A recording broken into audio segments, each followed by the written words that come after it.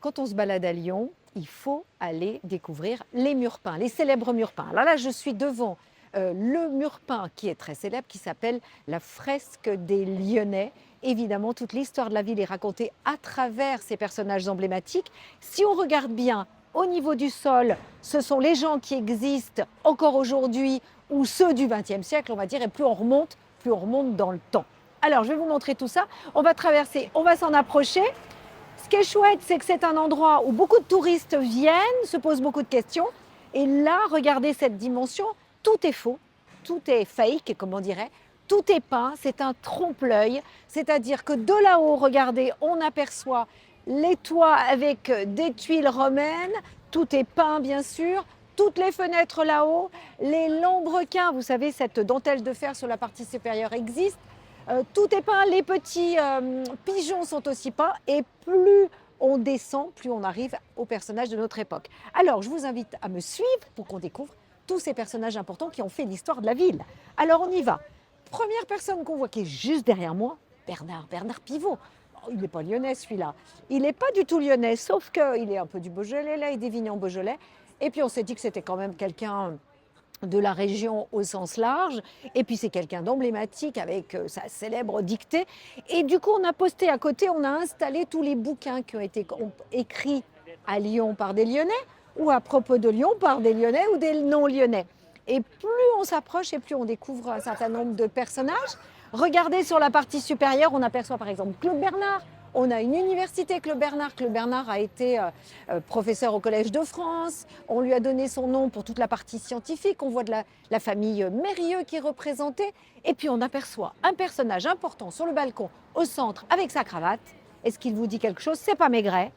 Eh bien, ce n'est pas Maigret, mais c'est Édouard Herriot. Édouard Herriot a été maire de la ville pendant une cinquantaine d'années, 52 ans exactement, au début du XXe siècle. Il a marqué la ville, et ça a marqué sa vie certainement. Et à côté de lui, vous avez Tony Garnier. Tony Garnier, c'est un architecte incroyable. Si ça vous dit un jour, je vous emmènerai voir tout ce qu'il a réalisé. Donc son architecte urbaniste préféré qui a réalisé tous les grands bâtiments comme la Halle Tony Garnier par exemple, ou le stade de Lyon, le premier stade, pas le grand stade des Lumières, c'est lui qui avait construit tout cela. Alors on s'approche un peu, par exemple cette dame-là qui est avec son petit violon qui se balade là, bah, qu'est-ce qu'elle fait? Elle passe là tous les jours, ou elle passait là tous les jours quand on a réalisé ce mur peint. Et elle passait là tous les jours et on a décidé de la peindre parce qu'elle fait partie du paysage. Le but de ces murs peints, c'est d'ancrer l'histoire avec cette présentation. C'est aussi de raconter le temps qui passe et les vrais gens, pas que les célèbres, qui passent là tous les jours.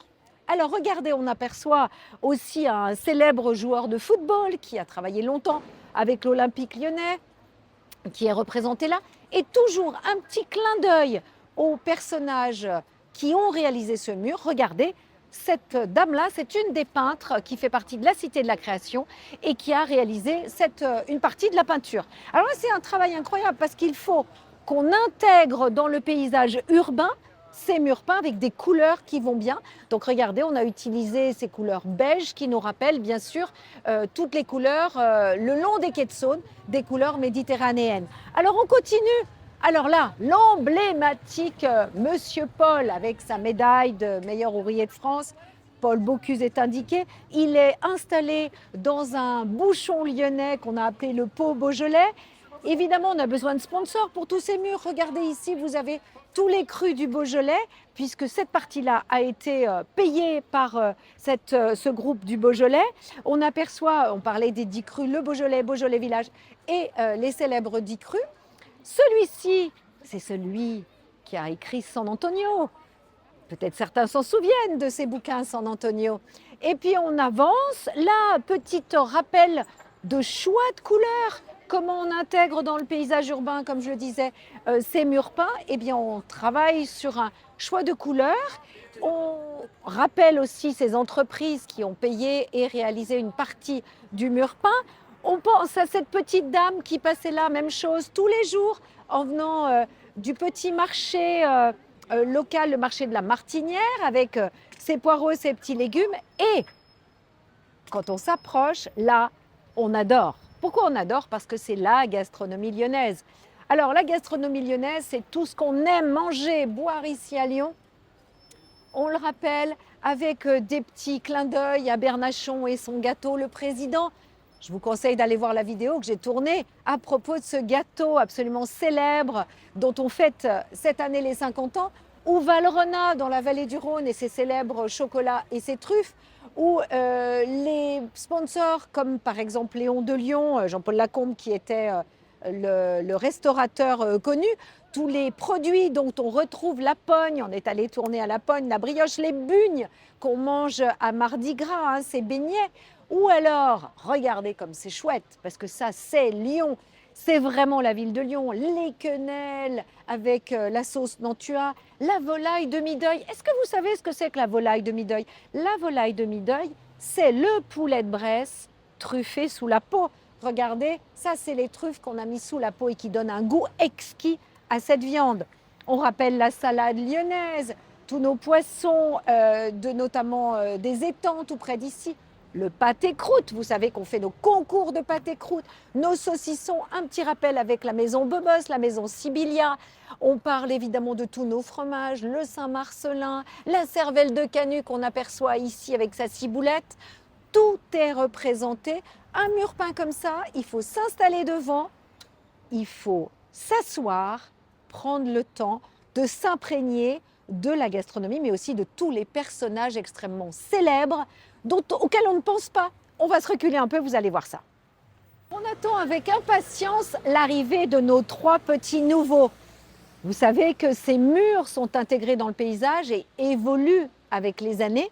Et là, on aura 3 personnes qui vont être installées. J'avoue que ça sera la surprise. On sait qui est-ce, mais on ne sait pas encore où est-ce qu'ils vont être installés. Alors Wendy Renard, cette célèbre footballeuse à l'Olympique Lyonnais, internationale, en plus une des grandes défenseuses du football, connue mondialement. Elle n'est pas lyonnaise, mais on se l'est appropriée parce qu'elle œuvre pour la visibilité de la ville de Lyon. Et vous savez que l'équipe des Lyonnaises, de l'OL féminin, elles sont très très bonnes. Elles ont gagné en Champions League de nombreuses fois. C'est un bel exemple d'énergie, de force, de courage et de sportivité. Alors le deuxième qui va être installé d'ici peu au cours du printemps-été 2026, c'est Stéphane Bern, Monsieur Patrimoine. C'est cet homme qui est animateur, journaliste, passionné de toutes les têtes couronnées. Il a une culture absolument incroyable. Même chose, il n'est absolument pas lyonnais, mais il œuvre pour la visibilité historique de la ville et on est très attaché à tout cela. Donc, personnage intéressant. Quelle est la 3e personne qui nous manque terriblement sur ce mur peint? Un peu d'humour, de fantaisie, Laurent Gérard. Alors, Laurent Gérard, même chose, il n'est pas lyonnais. Après, l'intérêt, c'est qu'il est de l'Ain, il est de Bourg-en-Bresse. Vous savez qu'il est connu pour ses imitations d'hommes politiques pendant de nombreuses années. Il est même restaurateur aujourd'hui. Il est très emblématique et très connu. Donc, on aime bien cet homme-là. C'est pour ça qu'il sera la 3e personne nouvellement installée sur ce mur peint. Alors, vous voyez, du monde qui visite. Là, je crois que c'est une équipe de jeunes, une équipe certainement de foot ou autre, qui vient découvrir ce mur. C'est vraiment un des endroits emblématiques de la ville. Alors là, ce qui est chouette, c'est de voir vraiment la partie supérieure du mur. Vous retrouvez par exemple Guignol, avec Laurent Bourguet qui a inventé Guignol au début du 19e siècle. On aperçoit Saint-Exupéry aussi, avec le Petit Prince, personnage emblématique sur lequel on communique beaucoup, la ville de Lyon communique beaucoup. Et est-ce que vous avez reconnu les 2 personnages au premier balcon à droite? Ces 2 personnages sont les frères Lumière. Les frères Lumière, vous les voyez, ils sont là-bas. C'est eux qui ont inventé le cinématographe. Le Festival Lumière est à Lyon parce que les frères Lumière ont créé les premiers films.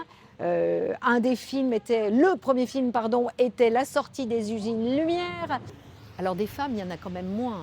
Donc je tiens à vous montrer cette belle Juliette, 3e balcon au centre. Alors Juliette, c'est Juliette Récamier. Juliette Récamier, elle est représentée avec un fauteuil avec elle. Pour ceux qui sont férus d'antiquité, de mobilier, Juliette Récamier avait créé le fauteuil Récamier qui permettait d'être semi-allongé pour écouter les lectures de poésie. Vous savez qu'à l'époque, pas de Netflix. On se retrouvait et quelqu'un faisait de la lecture de livres ou de poésie. Donc cette Juliette avait créé ce fauteuil spécial et là on était disponible, le corps un peu alangui pour écouter sa poésie. Alors plein de personnages, vraiment je vous engage à vous balader et de venir découvrir cette fresque des Lyonnais quai Saint-Vincent qui est ancrée comme tous les murs peints dans l'histoire de la ville et qui évolue au cours des mois voire des années. On les repeint évidemment parce que le soleil donne, vous avez peut-être vu de l'autre côté, c'est un peu compliqué. Donc je vous engage à venir découvrir ces murs. Un petit mur auquel vous ne pensez pas, qui est juste en face, je vous emmène, venez avec moi. Alors celui-ci est caché dans une petite rue, hein, on est rue Pareille, en face de la fresque des Lyonnais. Et Tony Tollet était un peintre lyonnais pour le coup. Et ce Tony Tollet, on a représenté, c'était un peintre des années 30, on a représenté ses œuvres et son atelier de peinture. Regardez comme c'est bien fait, regardez, on aperçoit que c'est un mur qui est plus récent, donc il est important de rendre hommage à tous ces personnages importants puisqu'ils font partie de l'histoire artistique de la ville. Et si vous regardez bien, on voit très bien qu'il y a un certain nombre de partenaires. Ne rêvons pas, ces murs ne sont pas payés que par la ville. Vous avez une association qui a produit toutes les informations. La conception est toujours la Cité de la Création. La Cité de la Création qui a proposé tous ces murs peints. Chaque peintre a sa mission. L'un va faire pour la fresque de Lyonnais son balcon, l'autre va faire les couleurs générales, les personnages, les visages. Donc tout est choisi et regardez au-dessus de lui un certain nombre d'œuvres et des trompe-l'œil. L'intérêt, c'est qu'on voit des ombres. Vous avez l'ombre, par exemple, des pigeons là-haut, et puis vous avez une petite note amusante de deux petits pigeons qui sont en train de roucouler. Donc les murs peints, l'intérêt, c'est, comme je le disais déjà, arrêtez-vous, posez-vous et cherchez les petits détails. C'est en gros Où est Charlie ? On est un peu dans cet esprit-là.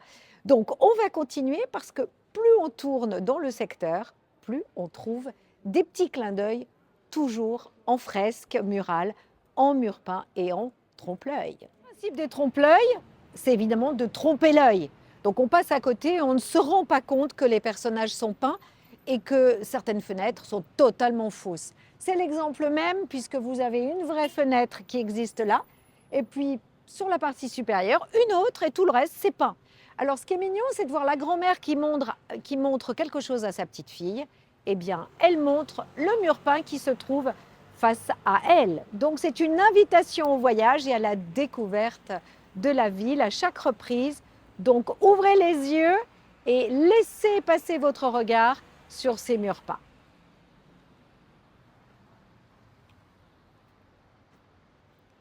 Je viens de lancer une chasse au trésor gourmande. Depuis plus de 20 ans, je prépare pour les entreprises des rallyes gourmands, comme vous pouvez le voir. Ce sont des balades, des dégustations, des découvertes. En l'occurrence, les gens partent en équipe. C'est un team building. Ils vont découvrir la ville, surtout le quartier du Vieux-Lyon en l'occurrence, et une partie de la presqu'île.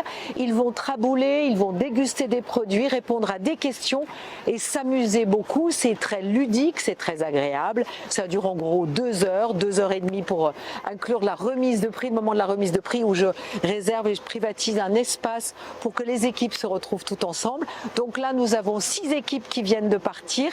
Ils vont aller chez des commerçants chez lesquels nous avons réservé des dégustations, des beaux plateaux, des produits lyonnais ou internationaux, des produits sucrés ou des produits salés, quelques bons vins, quelques bonnes bières faites à Lyon. Le but, c'est de faire découvrir notre gastronomie locale.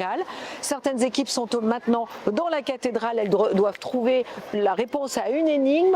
Elles vont ensuite s'arrêter sur une terrasse pour goûter un produit, vont trabouler pour répondre à des questions d'architecture ou juste d'observation. Le but, c'est de s'amuser. C'est un rallye urbain, pédestre, c'est facile à organiser. Il suffit d'avoir 2 heures et demie et c'est gagné. L'autre aussi, parce qu'en fait, quand on se balade dans Lyon, c'est toujours comme ça. On en trouve plein de ces murs peints. Il y en a qui sont un peu cachés, ce qui est le cas de celui-ci, et je le regrette sincèrement parce qu'il est très très chouette. Alors, il est au-dessus d'un glacier célèbre, on va pas faire de la pub, quoique. Et regardez, il représente la Cour des Loges. La Cour des Loges, c'est Cour des Loges, c'est un hôtel de luxe qui vient d'être rénové à Lyon. Et regardez, derrière les arbres, caché, bien caché. Quand on lève les yeux, on découvre le majordome qui salue la population qui arrive, qui visite le Vieux Lyon. On aperçoit cette architecture Renaissance, regardez les couleurs. On est dans des couleurs siennes, terre cuite, vraiment ces couleurs de la Renaissance italienne. On rappelle que Lyon a été un lieu de commerce, de foire et d'échange à cette époque-là. On aperçoit la tour en vis, l'escalier en colimaçon, toujours ces couleurs. Et alors, ce qui est amusant, quand on regarde un peu plus près, on voit quelque chose de sympa. Venez avec moi. Alors, toujours derrière les arbres, au-dessus du glacier, on aperçoit que ce mur peint est représenté comme un grand rideau, un rideau de front de scène, un rideau visible qui bouge, hein, puisqu'on voit qu'il a été fixé, on voit derrière tout un échafaudage. Donc c'est une marque connue de peinture qui a sponsorisé une partie de ce mur.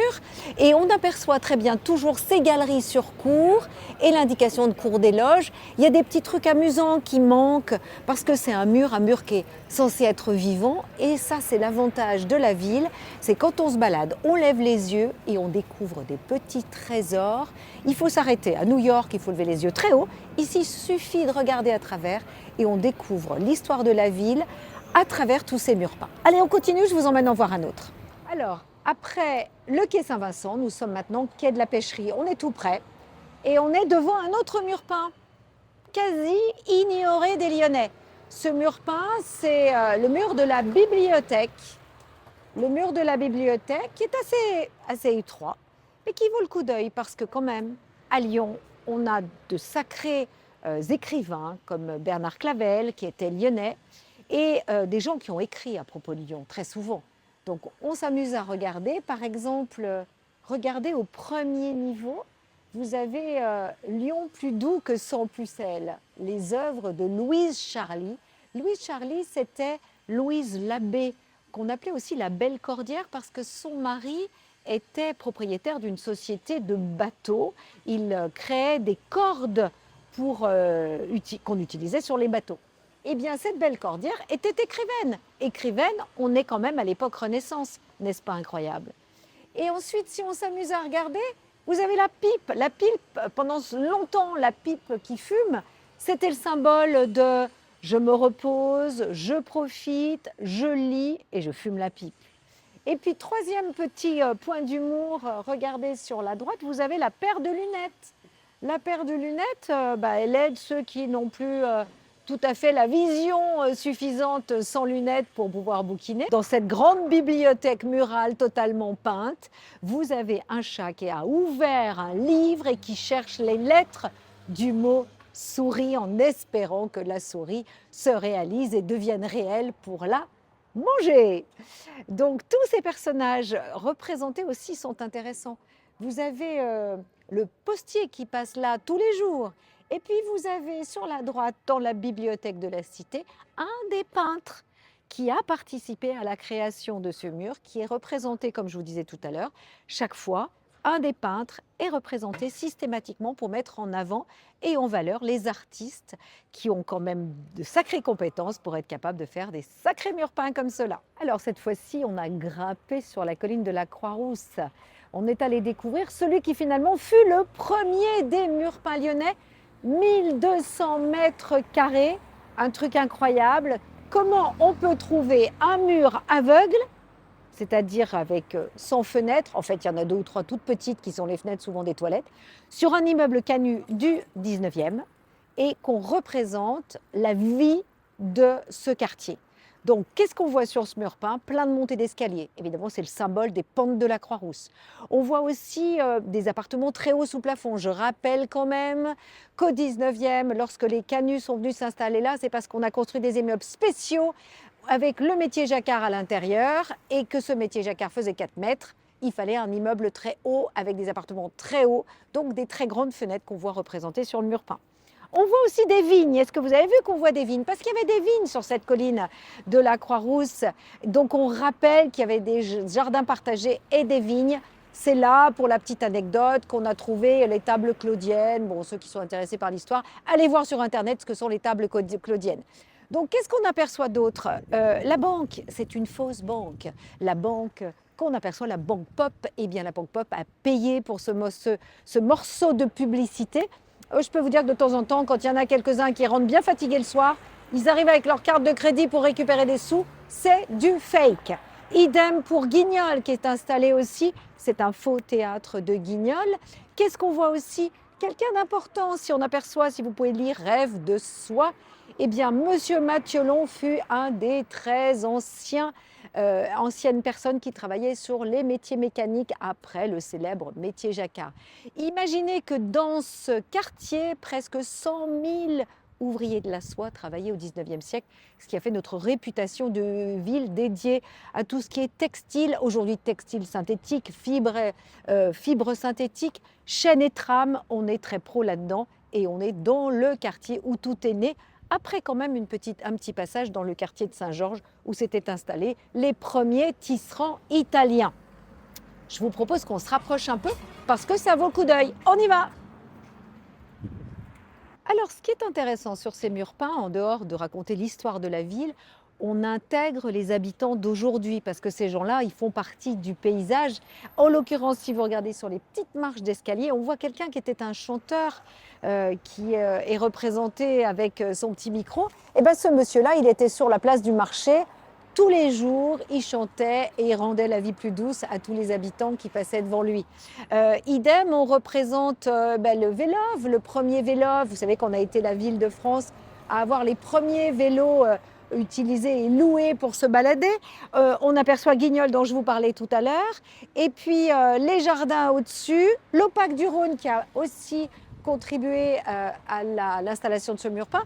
Et le but, c'est qu'aussi on l'intègre dans le paysage avec l'évolution du temps. Il y a une époque où il y avait une voiture, ici une autre voiture, qu'on a donc effacée pour installer l'Opaque du Rhône. Toutes les fenêtres sont donc des fausses fenêtres, sauf comme je disais, quelques petites fenêtres des toilettes. Ça veut dire que le mur est aveugle, ça veut dire que tous les gens n'ont des fenêtres que de l'autre côté. On est dans un immeuble cannu typique du 19e. J'ai été ravie de vous montrer ces murs peints lyonnais. Ils sont en centre-ville. Cela permet vraiment d'avoir une nouvelle approche de la ville, une approche différente après avoir fait la basilique de Fourvière, le Vieux Lyon, la Presqu'île avec ses places énormes et immenses et ses édifices prestigieux. Je vous conseille cette partie de balade, les murs peints lyonnais, ces trompe-l'œil qui racontent l'histoire de la ville. Merci de m'avoir suivi. N'hésitez pas à liker, à commenter. Et vous savez comme j'aime l'interactivité. Et à très bientôt pour une prochaine vidéo.